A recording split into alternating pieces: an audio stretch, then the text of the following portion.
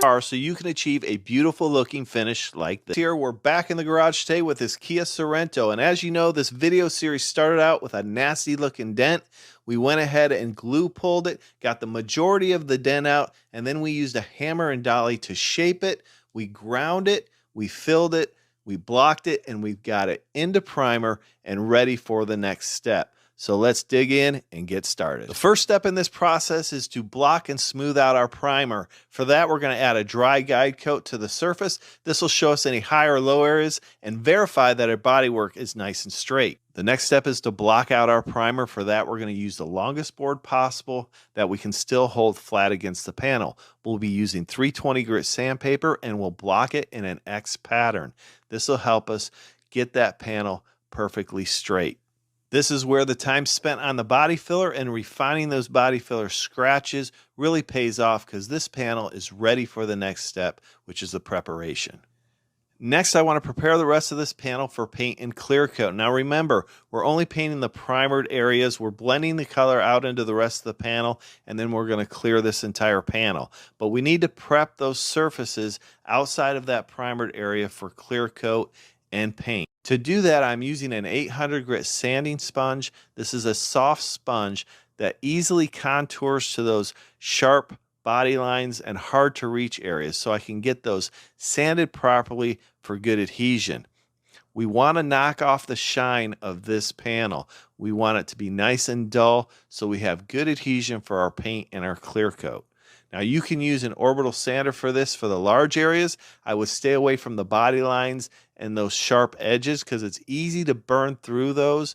If you sand through while scuffing, then you're going to have to apply color to an area that might be outside of the repair area, and then you have to blend into the adjacent panels, and that could cause issues. I did sand back over some of the larger areas with an orbital sander and some 800 grit sandpaper. I like to smooth out the orange peel just a little bit to make sure it's nice and flat for when I apply my paint and my clear coat. Any way I can make this panel flat and smooth, I want to do it to get the best results possible. So we have this panel all prepped out.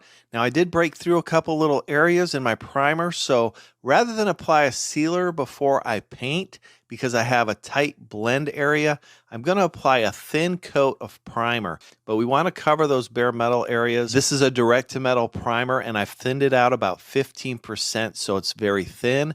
Because it's thin, it's just going to require a light sanding before we go ahead and paint and clear.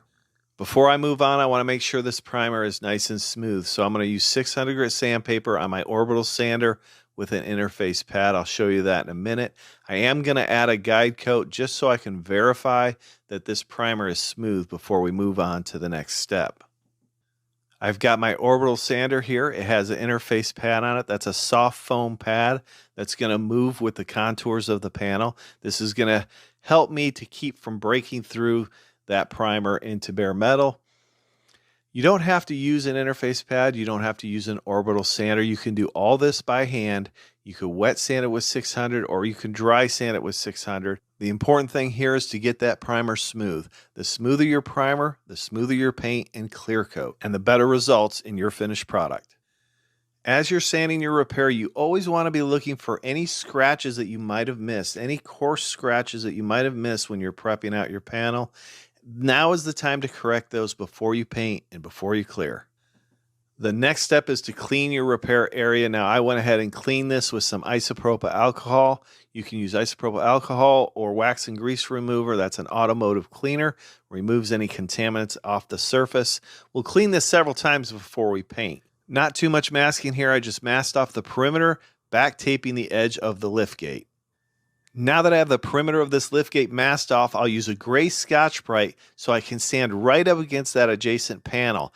This is equivalent to an 800 or 1000 grit scratch, and this is going to make sure I get all those edges sanded properly so we have good adhesion. I'll finish masking this for paint, and then we'll talk about the paint gun setup, clear coat, and how you can spray clear like a pro.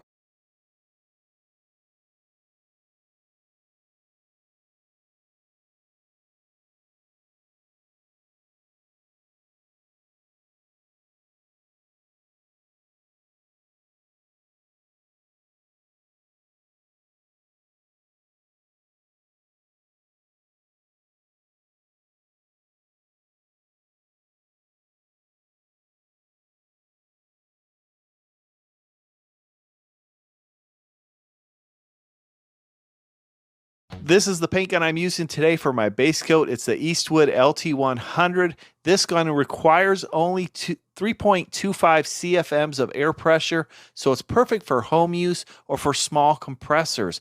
It's going to produce less overspray and require less air pressure to run efficiently.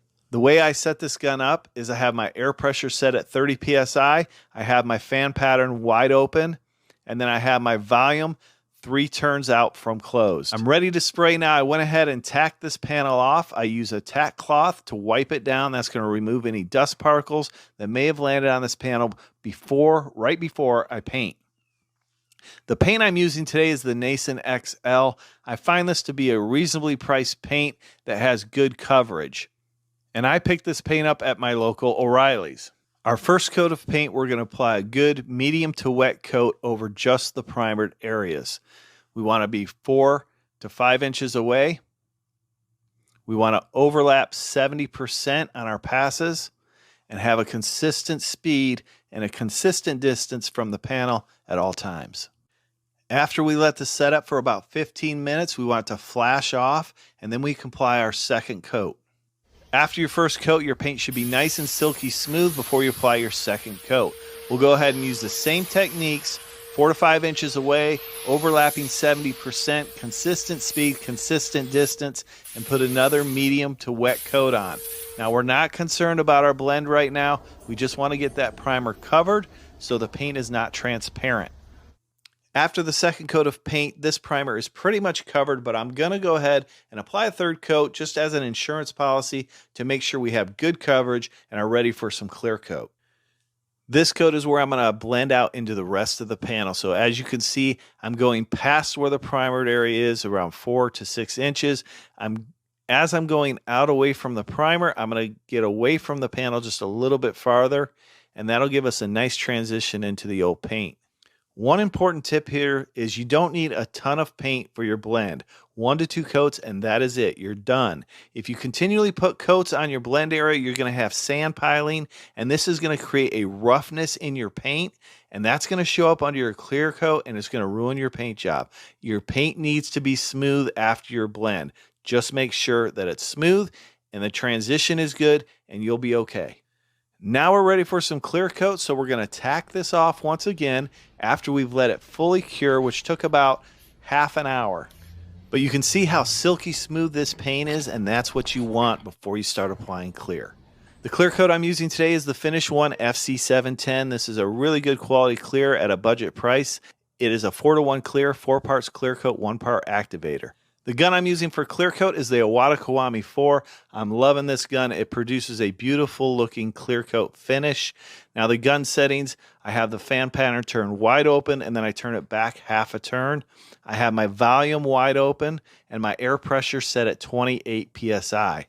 You want to use the same techniques as painting when you're spraying your clear coat. You want to overlap 70%. You want to have a consistent distance and a consistent speed. As you're spraying, you want to be about 4 to 5 inches away from the panel. I'm going a little bit slower here and I'm laying it on, but I'm not concerned about making it absolutely perfect on the first coat. We want to have a good base for our second coat because that's where we're really going to make this flow out and look beautiful. As simple as that on the first coat. It came out beautifully, flowed out well, but we're going to let this set up for about 15 minutes and then we'll apply our second coat.